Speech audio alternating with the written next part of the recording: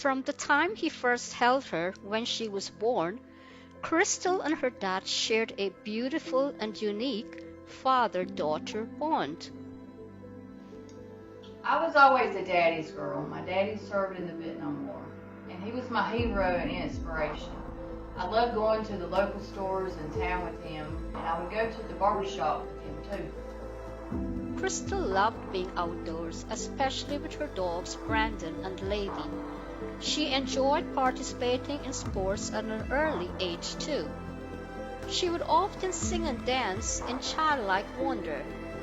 Then she was molested, and her trust betrayed and broken. I was sexually abused by people that I knew and trusted when I was about 5 years old while living in the trailer park. It continued over the years. I did not tell my parents or anyone about it then. I told my mama about 8 years after it happened, and she did not believe me at first. She always took me to church while Daddy and my 2 older brothers stayed at home. Shortly after celebrating her 11th birthday, Crystal's world was shattered, and she turned away from God.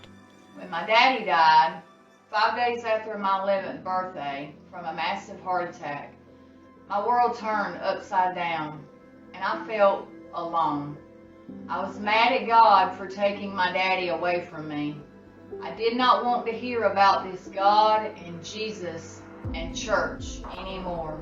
A year later, after my daddy passed, my teen crush moved in next door, and I started hanging out with him. He made me feel special. He would buy me candies and bring me flowers. At 15 years old, Crystal experimented with drugs with her teen crush and started to hang out with the wrong crowd. Their relationship went downhill. It became one of control and abuse. But she stayed in it for 7 years. This was the person she loved and thought she was going to spend the rest of her life with. To numb the pain from my abusive relationship with my boyfriend, I started cutting myself. It relieved my pain at first. I tried to commit suicide by overdosing on pills. On my 3rd attempt at suicide, I ended up in our local mental health institution for 4 weeks. I finally gained the courage to walk away from that relationship. I was drinking and doing drugs and sitting on the side of the road on a Christmas Eve night and got hit by a car.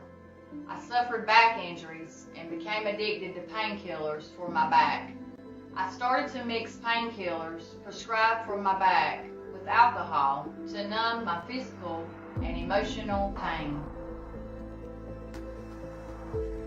At 19 years old, she started to practice witchcraft, including tarot cards, crystals, and candles, and she tried to communicate with the dead and her father.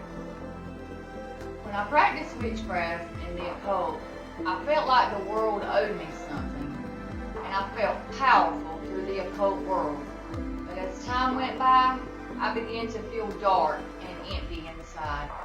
I felt alone and started looking for this God and Jesus to show up. I got married to my present husband and soulmate, and we have 2 children. I was still addicted to drugs and alcohol, and my husband would drink too. One Sunday morning in 2015, Crystal had a rock bottom moment when she woke up. Their water and electricity bills were overdue and service disconnected, and she did not have a bath for days. Crystal had been self-medicating with drugs and alcohol and was drowning in self-destructive emotions. She was getting ready to pour herself alcohol to drink that morning. Then something stopped her.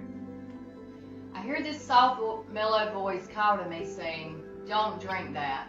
It was like no other voice that I had heard before.